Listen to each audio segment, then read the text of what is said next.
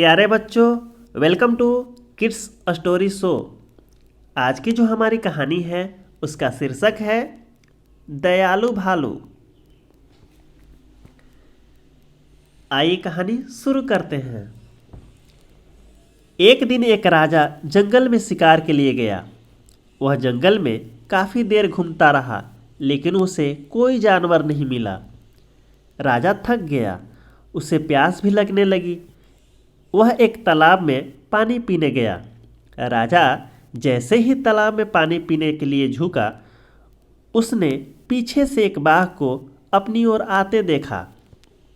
राजा अपनी जान बचाने के लिए दौड़ा और पास के एक पेड़ पर चढ़ गया। पेड़ पर चढ़कर वह एक डाल पर जाकर बैठ गया। तभी उसने देखा कि पास की डाली पर एक भालू बैठा है। राजा डर से कांपने लगा। मैं बाघ और भालू के बीच फंस गया हूँ। वह सोचने लगा कि यहाँ से कैसे बचा जाए। भालू समझ गया कि राजा डर रहा है। उसे राजा के ऊपर दया आ गई। भालू ने राजा से कहा, महाराज, आप भले ही आपने मुझसे मदद नहीं मांगी है, लेकिन मैं आपकी मदद करना चाहता हूँ, क्योंकि आप मेरे मेहमान हैं। आइए थोड़ा भोजन कर लीजिए और मेरे घर को अपना घर समझिए। शाम हो चली थी। राजा थक गया था और उसे नींद भी आ रही थी। दयालु भालू ने राजा से अपनी गोद में सोने को कहा।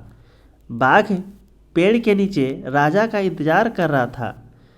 जब राजा को गहरी नींद आ गई तो बाघ ने भालू से कहा, देखो, वह एक मनुष्य है। वह शिकार करके जानवरों को मारता है, इसलिए वह हमारा दुश्मन है। हमें उसे मार डालना चाहिए।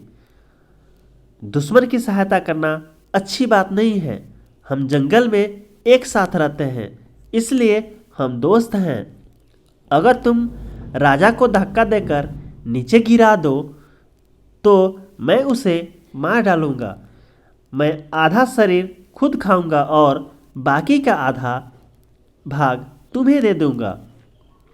भालू ने जवाब दिया, अरे बाघ, भले ही राजा हमारा दुश्मन है, लेकिन वह मेरे घर आया है, इसलिए मुझे इसकी मदद करनी चाहिए।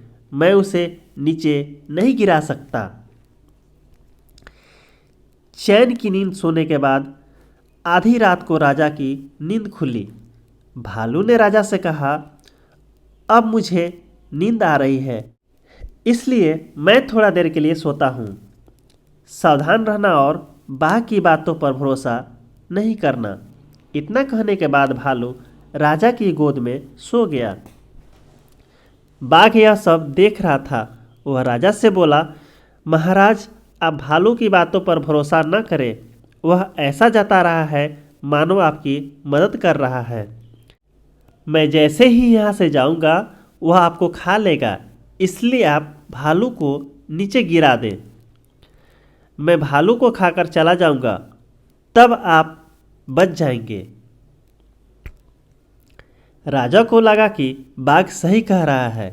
उसने भालू को गिरा दिया, लेकिन भालू नीचे नहीं गिरा। वह सोया नहीं, बल्कि सोने का नाटक कर रहा था। उसने लपक कर एक डाली पकड़ ली। राजा को अब बहुत डर लगा। उसने सोचा कि अब वह भालू उसे जरूर मार डालेगा, लेकिन दयालु भालू बोला, आप चिंता नहीं करें, मैंने आपकी रक्षा का वचन दिया है। राजा को अपने व्यवहार पर बहुत शर्म आई। कुछ देर बाद बाघ वहाँ से चला गया। भालू ने पेड़ से नीचे उतरने में राजा की सहायता की।